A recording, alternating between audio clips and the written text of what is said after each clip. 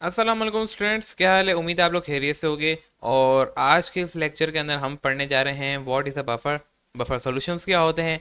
और सबसे मज़े की बात तो ये है कि बायो के स्टूडेंट्स को तो बफर बहुत ही अच्छे से मालूमात होंगी अगर उन्होंने हमारे बायोलॉजी के लेक्चर स्टमक के ऊपर अपना हाथ साफ कर लिया है।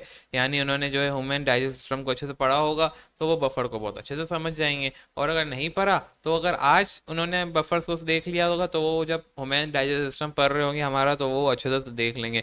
लेकिन रिकमेंडेड यही होता है बायो के अंदर, जो हमने सीरीज़ बनाई हुई उसी सीरीज़ से अगर बच्चा चलेगा तो बहुत अच्छी बायो की तैयारी हो जाती है। लेकिन बच्चे अक्सर क्या कहते हैं, बस अपनी मन लेक्चर सारे अपलोडेड हैं और वो क्या कहते हैं कि भाई हम अपनी मर्जी से देखते जाएंगे जो भी हमें पसंद आएगा। लेकिन ऐसा नहीं करना होता बच्चों। अगर कोई सीरीज बनी हुई तो उसी को देख के चलोगे तो तुम लोग के लिए बहुत फ़ायदा होगा। तो बफर आज स्टार्ट करने जा रहे हैं। व्हाट इज़ बफर एक नया टॉपिक होगा आपके लिए। और आज लेक्चर नंबर 2 के अंदर इस पूरे हम जो है चैप्टर को एंड कर देंगे एसिड एंड बेस को। कोई इतनी मैंने ज़्यादा चीज़ें नहीं रखी हैं, सारी चीज़ें कॉन्सेप्ट के ऊपर क्लियर करानी हैं। और दूसरी बात यह है कि क्लियर के अलावा जो है आपकी जो केमिस्ट्री की बुक के अंदर जो चीज़ें लिखी हुई हैं उन्हें अच्छे से करना है। मैंने जो भी पूरी बात लिखी हुई है इसको मैंने वन शॉट के अंदर बात बता दी है, कदम की है। लेकिन ऐसा नहीं है कि आप भी ऐसा ही कर रहे हो, पेपर में प्रॉपर आपने लिखना होता है। यहाँ पे आपके कॉन्सेप्ट्स क्लियर किए जाते हैं, कोई नोट्स आपको नहीं प्रोवाइड किए जाते। नोट्स प्रोवाइड करने के लिए आपने मेरे नंबर पर रब्ता करना होता है, तो आपको नोट्स मिल जाएंगे। लेकिन फिल वक्त जो है आपने यहाँ पे कॉन्सेप्ट्स क्लियर पे आपने बात क्लियर रखनी होती है। बफर सोल्यूशन एक ऐसा सोल्यूशन होता है या केमिकल के लिए, मैं केमिकल वर्ड का यूज़ करूँगा,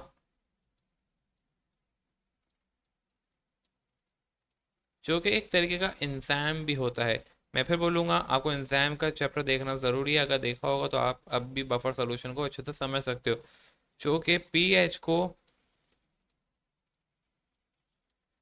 चेंज नहीं होने देता, चेंज नहीं होने देता।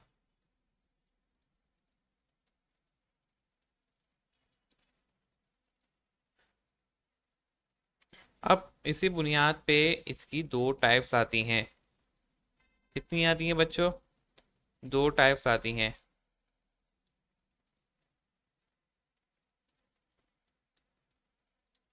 एक होता है आपका एसिडिक बफर,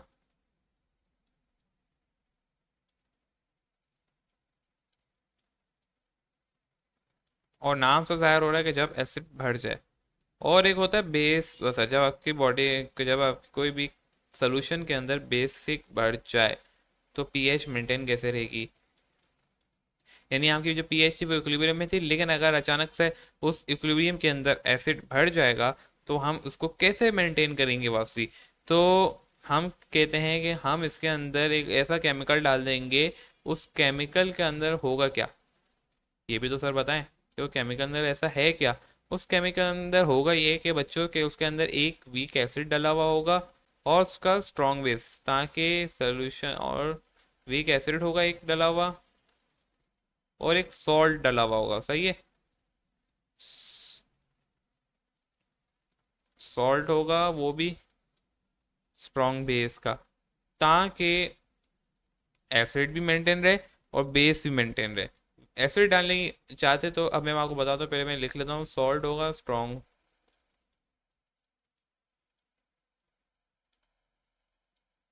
बेस।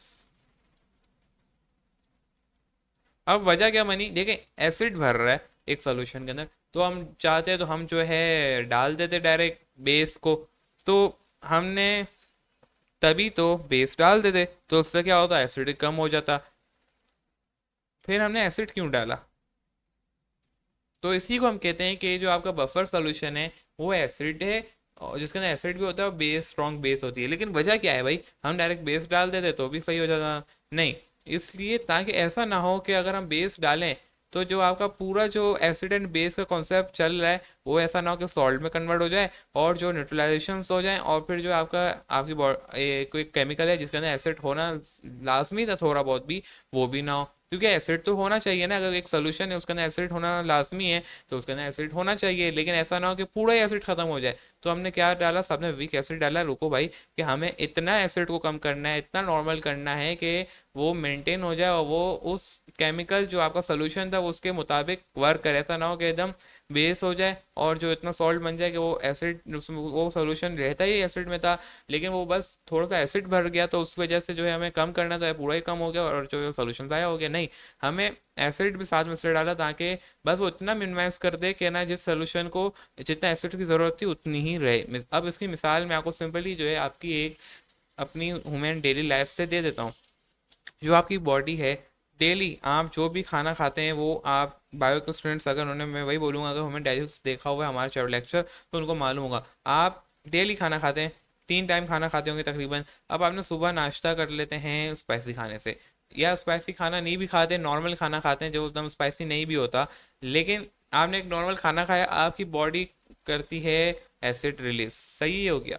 अब आपकी बॉडी ने किया है एसिड रिलीज, ठीक है, लेकिन साथ में जो है वो एसिड रिलीज किया,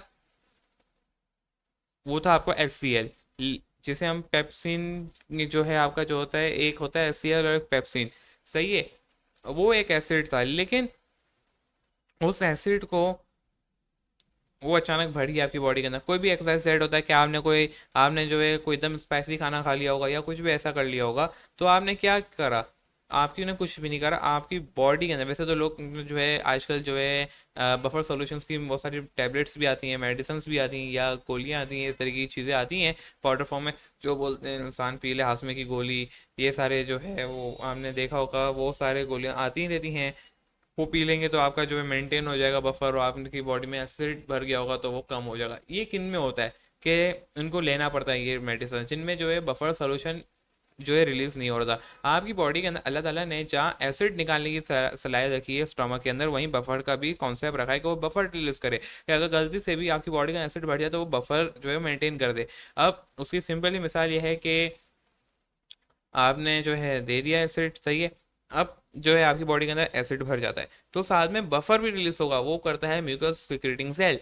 वो क्या करते हैं, वो उसको मिनिमाइज कर देते हैं। तो म्यूकस एक है आपकी बॉडी के अंदर स्टमक के अंदर, जो कि पेप्सिन और HCl जब रिलीज होता है तो थोड़ा जो है आपका बढ़ जाता है गलती से, क्योंकि एक तो वो पहले एसिडिक रिलीज हो रहा है, लेकिन अगर आपने कोई स्पाइसी खाना खा लिया तो वो ज़्यादा एसिडिक हो जाएगा, तो म्यूकस होता है वो रिलीज करता है, उसको मिनिमाइज कर देता है। तभी बोलते हैं ज़्यादा स्पाइसी खाना नहीं खाओ, लेकिन खा लेते हैं फिर बाद में, अगर जिनमें म्यूकस रिलीज नहीं होता उनको हाथ में गोलियां खानी पड़ती हैं, तो उसकी वजह से खा रहे होते हैं। एक कॉन्सेप्ट तो आपका ये होता है। अगली बात ये बताई जाती है कि मिसाल के तौर पर आपका ब्लड है, ये खाली एक मिसाल थी स्टमक की, ब्लड हो गया आपकी बॉडी के अंदर, जिन्होंने हमारा ट्रांसपोर्ट देख लिया होगा उनको मालूम होगा।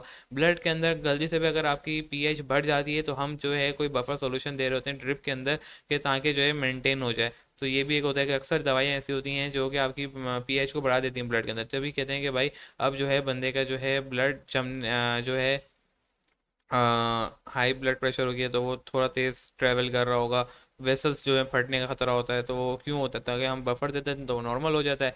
ब्लड प्रेशर का कॉन्सेप्ट होगा। अब मिसाल के तौर पे किसी का जो है, अब बेसिक के ऊपर आ जाते हैं, दो मिसाल तो हमने यहाँ पे दे दी। अब बेसिक के ऊपर देखो, इसके अंदर होता क्या है कि भाई वीक बेस होता है, वीक बेस डालने के वही सारे कॉन्सेप्ट हैं जो मैंने अभी यहाँ पे डिस्कस किए हैं, सही है, कॉन्सेप्ट वही होंगे, लेकिन एग्जाम्पल मैं आपको चेंज करके देता हूँ भाई। और सॉल्ट होगा साथ में,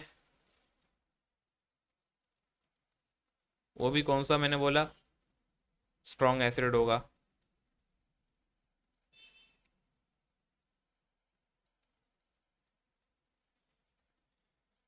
अब इसके एग्जांपल देखें, कॉन्सेप्ट वही है। क्यों वीक वीक एसिड डाला, अच्छा सॉरी वीक एसिड मैंने यहाँ लिख दिया है, सॉरी यहाँ पे होगा वीक बेस, सही है।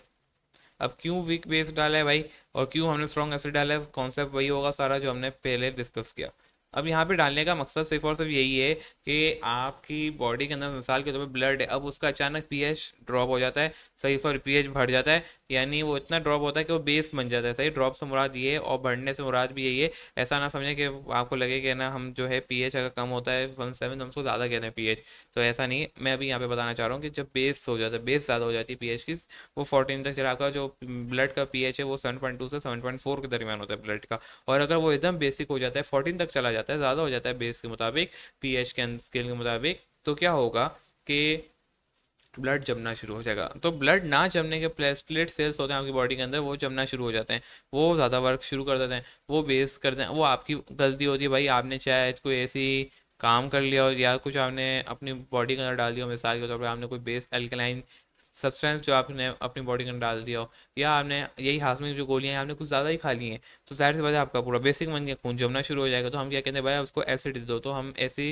ब्लड प्रेशर की गोलियां आती हैं वो हम दे देते हैं, ताकि जो है अगर, या यूँ भी नहीं, हम क्या कहते हैं कोई एसिडिक चीज़ दे देते हैं, कोई स्पाइसी खाना दे देते हैं ताकि उसका ब्लड प्रेशर हाई हो जाए, तो वो ब्लड जमने से बच जाता है। तो अगर कोई ऐसे मामला होते हैं ब्लड प्रेशर लो हाई के अंदर, तो हम यही चीज़ें दे रहे होते हैं, रिकमेंडेड कर रहे होते हैं, वो थोड़े एसिडिक होते हैं, तो ये सारे मामला हम दे रहे होते हैं, बफर्स वाली चीज़ें दे रहे होते हैं। हम फिर ऐसा बफर दे देते हैं जो कि जिनका ब्लड प्रेशर लो होता है कभी कभी, तो हमको ऐसी चीज़ें दे देते हैं ताकि उनका जो बेस है वो बढ़ जाए। तो ये सारे मामला हम देख रहे होते हैं ताकि खून ना जमे। तो ये कॉन्सेप्ट हैं हमारे यहाँ पे बफर के। बाकी जो है आपकी बुक ने क्या दिया हुआ है भाई, यहाँ पे देख लें बफर के ऊपर, कि वो जो आपका when the small amount of base added to the buffer addition O H combine होगा तो form of water molecule whether is a calculation shift to right to produce a more H and still partially excess O H ion and an original buffer is stored. इस तरीके से आपकी book ने दिया हुआ है। फिर यहाँ पे देखें आपको एक्शन बताए हुए हैं किस तरीके से टूटता है और फिर किस तरीके से जुड़ता है, पूरा कॉन्सेप्ट यहाँ पे लिखा हुआ है। ये आपने एक बार देख लेना है, कोई इतनी खास बात यहाँ पे नहीं लिखी हुई, जो कॉन्सेप्ट है बफर सोल्यूशन के वो मैंने क्लियर आउट कर दिए हैं। अगला टॉपिक आता है आपके पास सॉल्ट का, और लास्ट टॉपिक होगा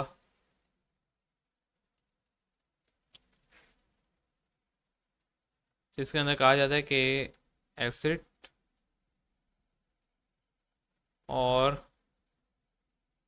बेस कंबाइन हो जाए तो आपके पास एक न्यूट्रलाइज केमिकल बन जाता है। हम कहते हैं भाई न्यूट्रलाइज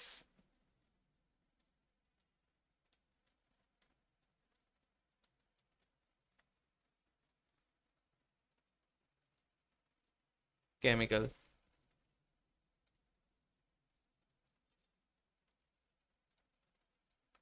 थोड़ी बहुत अगर आप बोलते हैं एग्जांपल बताएं सर जी इसकी क्या होंगी, तो आपकी बुक सबसे पहले खोलते हैं भाई, क्या क्या इसमें लिखा हुआ है।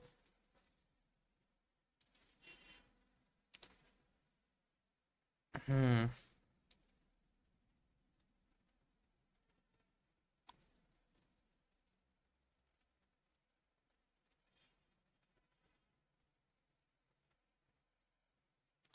यहीं पे हम देख लेते हैं टाइप ऑफ सॉल्ट। देखें, एक है आपके पास सॉल्ट ऐसा है जो कि जिसके अंदर स्ट्रॉन्ग एसिड होगा और स्ट्रॉन्ग बेस होगा, जिस जो पूरा न्यूट्रलाइज होगा, सही है। उसके अंदर आपके पास NaCl हो गया, यानी जैसे हम टेबल सॉल्ट करते हैं नमक। फिर K2SO4 हो गया, NO3 हो गया, जिसके अंदर both cation and form strong base respectively and do not undergo any hydrolyse, और वो पीएच आपको मालूम है कि 7 रह जाए, यानी पूरा ये न्यूट्रलाइज होगा। दूसरा सॉल्ट होता है जिसका स्ट्रॉन्ग एसिड होता है, वीक बेस होता है। हम कंजुगेटेड बेस के ऊपर थ्योरी अच्छे से पढ़ के आ चुके हैं, यहाँ पे उसी का कॉन्सेप्ट आएगा, रिपीट हो रहा है। तो उसके अंदर क्या होता है, the ion salt come from so strong and do not react with water, however ions which come from weak base interact with water के रिएक्ट करेंगे, जाहिर सी बात है व्हेन लेस देन 7 बन जाती है, क्योंकि वो स्ट्रॉन्ग एसिड है। लेकिन उसका सॉल्ट के अंदर भी ऐसा सॉल्ट होगा जिसमें एसिड फिर भी ज़्यादा होगी, न्यूट्रलाइज नहीं होगा। ठीक है, और हम यहाँ अभी कॉन्जुगेटेड बेस के ऊपर सारी चीज़ें कवर अप करके आ चुके हैं। फिर वीक एसिड और स्ट्रॉन्ग बेस का भी कॉन्जुगेटेड बेस से ताल्लुक है, सही है। और ये क्या होगा, इसकी मोर देन 7 होगी सिंपल वे में, क्योंकि एसिड जो है वाटर के साथ रिएक्ट कर रहा होता है। और यहाँ पे आपके पास आ जाता है strong salt of strong acid and weak base होता है, ये न्यूट्रलाइज होता है, नॉर्मल रहेगा, सही है। एप्लीकेशन और सम सॉल्ट के ऊपर आ जाओ, कहाँ कहाँ यूज़ होती है, टेबल सॉल्ट हो गया, ये सारे बेकिंग सोडा हो गया, सोडियम बाइकार्बोनेट, वॉशिंग सोडा हो गया, इस तरीके के आपकी बोतल्स जो कोल्ड ड्रिंक्स होती हैं उसके अंदर जो सोडियम बाइकार्बोनेट जो यूज़ हो रहा होता है, सही है। इसी तरीके से बाकी सारी चीज़ें यहाँ पे लिखी हुई हैं, आपने इस बार इसको अच्छे से रीड कर लेना है। और यहाँ पे आपका सॉल्ट का भी चैप्टर, सॉरी जो आपका एसिड बेस एंड सॉल्ट था वो भी मुकम्मल होता है। नेक्स्ट चैप्टर हम स्टार्ट करेंगे नेक्स्ट लेक्चर के अंदर। आज के लिए बस इतना ही, टिल देन अल्लाह हाफिज़।